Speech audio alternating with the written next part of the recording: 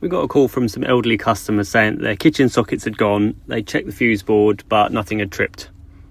It was getting close to the latter part of the day and their boiler was on the circuit, so we had to go and have a look at it and see what the issue was.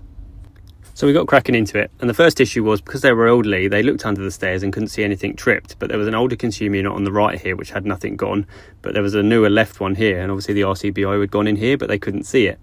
I thought this was going to be one of those really simple ones where you just reset it and then feel a bit bad because they feel really silly that they haven't been able to do that. But we flicked it back on, and as usual I did wait around a little while and have a little look. As I was standing there, we heard a pop come from a cupboard. Thankfully, as that did narrow things down, otherwise it had been the full testing procedure. And it turns out there was some standing water in the bottom of the cupboard, and had a look around the pipes, had a little feel around, and it was a slow drip coming from one of the pipes. So I took the socket face off, and it was ruined, to be fair. So I took it off, put it into Wagos, and then turned the circuit back on, and then tested, and all was okay. So it was clearly the socket that was the issue, that was suffering from damp.